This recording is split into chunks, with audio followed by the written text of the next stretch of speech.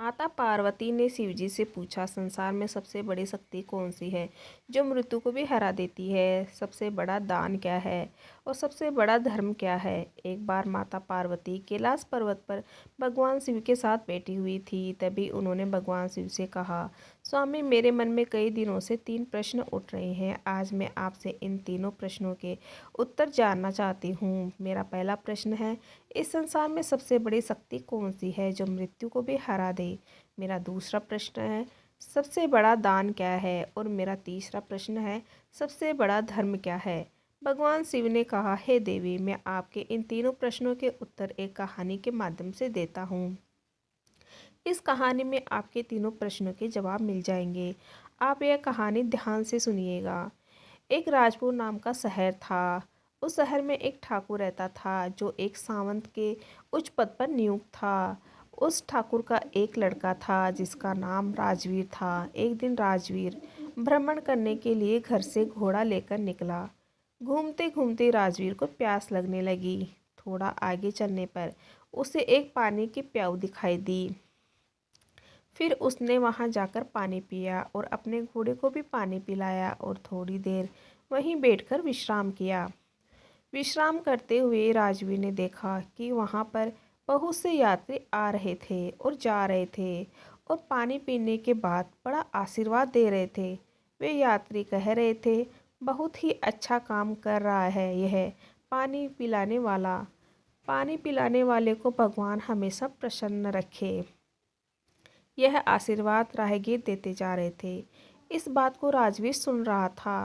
राजवीर सोचने लगा कि मैं एक प्याऊ खोलूँगा और वहाँ मैं हर राहगीर को पानी पिलाऊँगा। यह सोचकर राजवीर घर चला गया और अपने पिता से कहने लगा, पिताजी, मुझे किसी काम के लिए आपकी आवश्यकता है। तो ठाकुर कहने लगा, क्यों बेटे, क्या काम है? तब राजवीर ने कहा कि पिताजी, मैं पानी पिलाने के लिए प्याऊ खोलना चाहता हूँ। तो ठाकुर कहने लगा, हमारे घर में क्या कमी है, हम प्याऊ खुलवा देंगे और उस पर एक नौकर रख देंगे। तो वह राजवीर उस ठाकुर से कहने लगा, नहीं पिताजी, मैं अपने हाथों से पानी पिलाऊंगा। पिता पुत्र की बात मान लेता है और राजवीर के लिए पानी के प्याऊ की व्यवस्था करवा देता है। अब राजवीर एक ऐसे स्थान पर प्याऊ बना लेता है जहाँ 5-5 किलोमीटर तक कहीं पानी की व्यवस्था नहीं थी। वहाँ उस रास्ते पर जितने भी राहगीर आते पानी पीकर आगे बढ़ जाते। एक दिन पास के गांव से 4 यमदूत किसी आत्मा को लेकर जा रहे थे। तो वह राजवीर का प्याऊ देखकर वहाँ पानी पीने के लिए चले गए। उसके बाद जब भी यमदूत उस क्षेत्र में आते तो राजवीर के प्याऊ पर पानी पीकर जाते। फिर एक दिन राजवीर ने जब उन्हें देखा तो कहने लगा, भाई, मैंने तुम्हें यहाँ बहुत बार देखा है, तुम कौन हो? तब यमदूत कहने लगे कि हम व्यापार करते हैं और इस रास्ते से 2-4 दिन में आते जाते रहते हैं। तब राजवीर उनकी बातों पर विश्वास कर लेता है और फिर राजवीर उन चारों का अच्छी तरह स्वागत करता है और मीठा और ठंडा पानी पिलाता है। धीरे धीरे समय बीतने लगा। अब चारों यमदूत राजवीर के मित्र बन गए। इसके बाद जब भी वे चारों यमदूत उस मार्ग से आते तो राजवीर के प्याऊ पर जरूर आते और वहां बैठकर उससे बातें करते और फिर चले जाते। अब राजवीर के विवाह का समय आया तो राजवीर ने अपने उन चारों मित्रों को निमंत्रण दिया। फिर वह चारों यमदूत उसके विवाह में सम्मिलित हुए। विवाह होने के बाद लगभग 10 दिन बीते थे। फिर एक दिन यमराज उन यमदूतों से कहते हैं, कल ठीक 12 बजे तुम्हें एक राजवीर नामक व्यक्ति को लाना है। यमराज ने उन दूतों को 24 घंटे पहले ही बता दिया था। अब वह चारों दुखी हो गए। सोचने लगे कि राजवीर तो हमारा मित्र है, हम उसे कैसे लाएंगे। फिर वह चारों यमदूत राजवीर के प्याऊ पर आते हैं जहाँ राजवीर पानी पिला रहा था। वहाँ जाकर वह चारों मनुष्य का रूप धारण करते हैं और राजवीर के पास आकर पानी पीते हैं। पानी पीने के बाद वे चारों रोने लग जाते हैं। तब राजवीर उन्हें रोता देखकर उनसे पूछता है, हे मित्रों, तुम क्यों रो रहे हो? मुझे बताओ, मैं इस क्षेत्र के ठाकुर का पुत्र हूँ। अगर तुम्हें किसी ने सताया है तो मैं उसे दंडित जरूर करूँगा। फिर उनमें से कोई जवाब नहीं देता है। चारों एक दूसरे को देखने लगते हैं। उनमें से छोटे वाला यमदूत सबसे ज़्यादा रो रहा था। राजवीर उससे कहता है, मुझे बताओ कि तुम क्यों रो रहे हो, आखिर क्या हुआ है।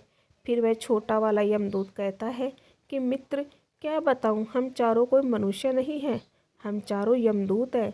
हम जब भी इस क्षेत्र से किसी आत्मा को लेकर जाते थे तो तुम्हारे प्याऊ पर पानी पीने के लिए आ जाते थे और धीरे धीरे तुमसे हमारी मित्रता हो गई। यह सुनकर राजवीर थोड़ा भयभीत हुआ। फिर सबसे छोटा यमदूत कहने लगा कि हे मित्र, आज ठीक 12 बजे तुम मृत्यु को प्राप्त हो जाओगे। हमारी मित्रता के मोह के कारण ही हमें रोना आ रहा है। यमराज ने हमें आज्ञा दी है कि मैं सर्प बनकर तुम्हारे सिर पर डसूंगा और यह जो 3 मेरे बड़े भाई हैं, यह तुम्हारे प्राणों को लेकर चले जाएंगे। फिर राजवीर कहने लगा, मित्र, जब मेरी मृत्यु का समय आ ही चुका है तो तुम्हारे रोने से क्या लाभ, इसमें भला तुम भी क्या कर सकते हो। मैं मृत्यु से नहीं डरता, मैं तुम्हारे साथ चलने के लिए तैयार हूँ। मित्र, कोई बात नहीं, जो यहाँ आया है उसे एक ना एक दिन तो जाना ही पड़ता है। मृत्यु को कोई टाल नहीं सकता। और अपने घर को चल दिया। उसने रात को यह बात अपनी पत्नी से नहीं बताई और इंतजार करने लगा कि कब 12 बजेंगे। जब 12 बजने का समय नज़दीक आया तो वह छोटा वाला यमदूत सर्प का रूप धारण कर लेता है और सीढ़ियों पर बैठ जाता है। इधर राजवीर मन में विचार कर रहा था कि मैं थोड़ी देर में मरने वाला हूँ और मेरी नई नवेली पत्नी है, तो क्यों ना थोड़ी देर में अपनी पत्नी से बातें कर लेता हूँ। और यह सोचकर वह ऊपर के कमरे में जाने लगता है। अब उसे ऊपर जाने के लिए सीढ़ियों से होकर जाना था, जिन पर वह सर्प बैठा हुआ था। जब राजवीर ने सर्प को बैठे हुए देखा तो राजवीर उसे पहचान गया और उससे कहने लगा, हे मित्र, तुम मुझे डस लो, मैं कहीं नहीं जा रहा हूँ। तभी सर्प कहता है, हे मित्र, मैं तुझे ज़रूर डसूंगा, पर जब 12 बजने में 10 मिनट शेष रहेंगे तभी मैं डसूंगा। सर्प और राजवीर आपस में बातें कर रहे थे तो राजवीर की पत्नी उन्हें देख रही थी और उनकी बातें सुन रही थी। राजवीर की पत्नी एक पतिव्रता स्त्री थी और वह ईश्वर से प्रार्थना करने लगी, हे प्रभु, मेरे विवाह को अभी 10 दिन का समय भी नहीं हुआ है और ये क्या घटित होने वाला है। उसने आज ही 36 प्रकार के व्यंजन भोजन में बनाए थे। भगवान शिव कहते हैं, देवी पार्वती, उसी शहर में एक बहुत ही गरीब व्यक्ति रहता था और उस गरीब के एक लड़की थी जो 9 महीने की गर्भवती विधवा थी। वह अपने गरीब पिता के घर में रहती थी क्योंकि उसके ससुराल में उसके पति के मरने के बाद उसका कोई सहारा नहीं था। जिस दिन राजवीर को वह सर्प डसने वाला था, उसी दिन उस लड़की के एक नवजात शिशु पैदा हुआ और वह लड़की जिसके प्रसव हुआ था उसे बहुत ज़ोर से भूख लगने लगी। तो वह लड़की अपने माता पिता से कहने लगी, मुझे बहुत तेज भूख लग रही है, मुझे कुछ खाने को दीजिए। तो पिता कहने लगा, बेटी, मेरे पास खाने के लिए कुछ नहीं है, मैं तुम्हें भला क्या दे सकता हूँ। ऐसे में वह लड़की बोली, यदि तुम मुझे खाने को नहीं दोगी तो यह जो बच्चा मेरे गर्भ से पैदा हुआ है, मैं इसे खा जाऊंगी। फिर भगवान शिव कहते हैं, पार्वती, प्रसूति के समय की भूख बहुत ही तेज होती है। जब उस गरीब व्यक्ति ने यह बात लड़की के मुँह से सुनी कि मैं इस बच्चे को खा जाऊंगी, तो वह पिता कहने लगा कि बेटी, तुम रुको, मैं जाता हूँ, अगर कोई कुछ दे देगा तो मैं खाने के लिए अवश्य लेकर आऊँगा। उस लड़की का पिता भिक्षा मांगते हुए चला जा रहा था। जो कोई उसे देखता वही दरवाज़ा बंद कर लेता था। इस प्रकार चलते हुए वह व्यक्ति उसी ठाकुर के महल के पास आया जहाँ पर राजवीर से उसका कासर बनकर बातें कर रहा था। उसकी पत्नी छत पर से उसे देख रही थी और ईश्वर से प्रार्थना कर रही थी।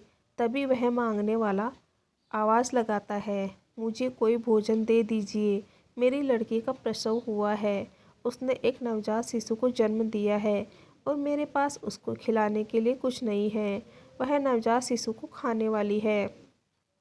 जब यह बात राजवीर की पत्नी ने सुनी तो वह सोचने लगी, कुछ समय बाद मेरा पति मर जाएगा और मैं विधवा हो जाऊंगी और मुझे अपने पति के साथ सती होना पड़ेगा, तो यह भोजन किस काम आएगा जो मैंने बनाया है।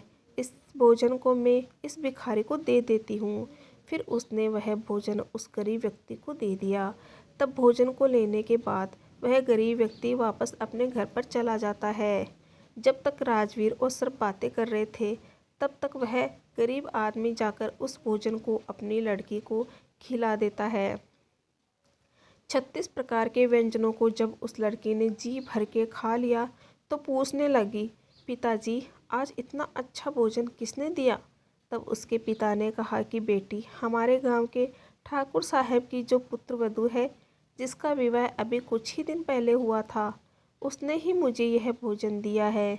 तो वह लड़की कहने लगी, हे भगवान, उसका सुहाग अमर रहे। उस लड़की ने आत्मा से आशीष दिया कि उस औरत का सुहाग अमर रहे।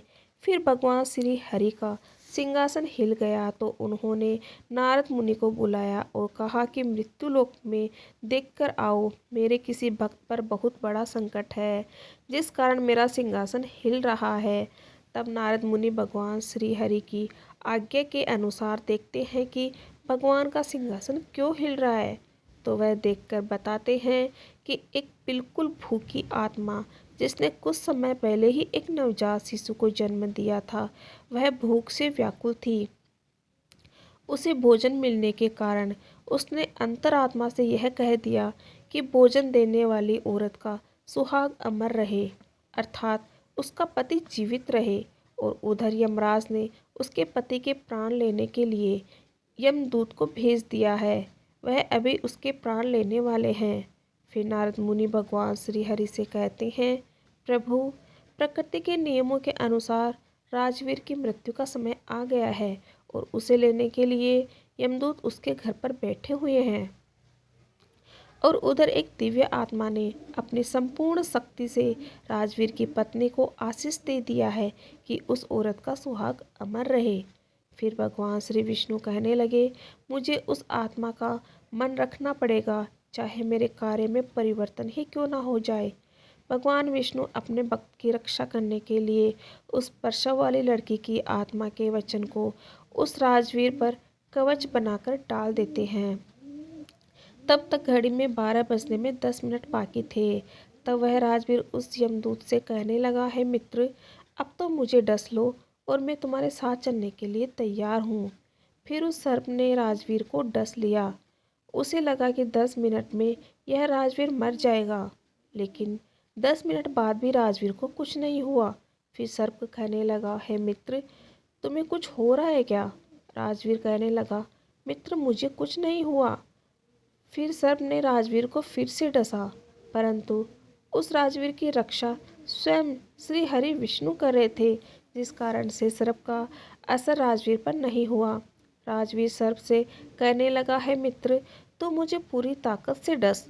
फिर तीसरी बार भी उस सर्प ने अपनी पूरी शक्ति से राजवीर को डसा, परंतु राजवीर का बाल भी बांका नहीं हुआ। फिर राजवीर को जीवित देखकर चारों यमदूत हक्के बक्के रह गए और कहने लगे, हमें इसके लिए यमराज के पास जाना पड़ेगा। फिर वे चारों यमराज के पास गए और यमराज से कहने लगे, हे यमराज, हमने बहुत प्रयास किया, परंतु उस राजवीर नामक व्यक्ति पर जहर का असर नहीं हुआ। फिर यमराज ने अपनी दिव्य दृष्टि से देखा कि राजवीर के शरीर से 3 जगह से रक्त बह रहा है, लेकिन राजवीर को कुछ नहीं हुआ। तभी यमराज भगवान श्री विष्णु के पास पहुंच जाते हैं और कहते हैं, प्रभु, मैं अपने पद से इस्तीफा देना चाहता हूँ। भगवान श्री विष्णु कहने लगे, क्यों, क्या हुआ? तभी यमराज ने कहा कि प्रभु, प्रकृति के नियम में परिवर्तन हो गया है। जिस व्यक्ति की मृत्यु का समय आया था, वह व्यक्ति 3 बार प्रहार करने से भी नहीं मर रहा है। इसका क्या कारण है? तब श्री विष्णु उन्हें समझाते हैं, हे यमराज, यह आत्मा की शक्ति है। फिर यमराज कहते हैं, प्रभु, यह आत्मा की शक्ति क्या होती है? तब भगवान श्री विष्णु कहते हैं, यदि कोई व्यक्ति अपनी अंतरात्मा से किसी दूसरे व्यक्ति को आशीर्वाद या श्राप दे देता है, तो उसको झूठा करने की शक्ति मेरे अंदर भी नहीं होती है, चाहे फिर मुझे उसके लिए प्रकृति के नियमों में परिवर्तन क्यों न करना पड़े। फिर भगवान विष्णु कहते हैं, यमराज, जरा ध्यान से देखिए, एक ऐसी गरीब औरत जिसका पति उसे 2 महीने पहले ही छोड़कर मर गया हो, जो अपने पिता के पास रह रही हो और पिता के पास भी खाने को कुछ नहीं मिले, और जिसने कुछ समय पहले ही एक शिशु को जन्म दिया और उसे भोजन नहीं मिल रहा था। उसकी आत्मा भूख से बिलबिला रही थी। वह अपने नवजात बच्चे को खाने को तैयार थी और उसको भोजन उपलब्ध कराया उस राजवीर की पत्नी ने। और उस औरत ने उसे ऐसा आशीर्वाद दिया कि उसका सुहाग अमर हो जाए। मुझ में एकाग्र होकर जो व्यक्ति आशीर्वाद या श्राप दे देता है, मैं उसके वचन को कभी झूठ नहीं होने देता। हे यमराज, इसलिए तुम्हें राजवीर की आयु 100 वर्ष और बढ़ानी होगी। फिर यमराज राजवीर की आयु को 100 वर्ष बढ़ा देते हैं। फिर भगवान शिव कहते हैं, हे पार्वती, तुम्हारा पहला प्रश्न था कि सबसे बड़ी शक्ति कौन सी है जो मौत को भी हरा दे। तो समझ लो, सबसे बड़ी शक्ति होती है आत्मा की शक्ति। यदि कोई व्यक्ति आत्मा से आशीर्वाद दे या श्राप दे तो उसे ईश्वर भी नहीं टाल सकता। तुम्हारा दूसरा प्रश्न था कि सबसे बड़ा दान क्या है। तो समझ लो, हमें अन्न का दान करना चाहिए। अन्न का दान सबसे बड़ा दान माना जाता है। भूखे को भोजन कराना सबसे बड़ा दान होता है।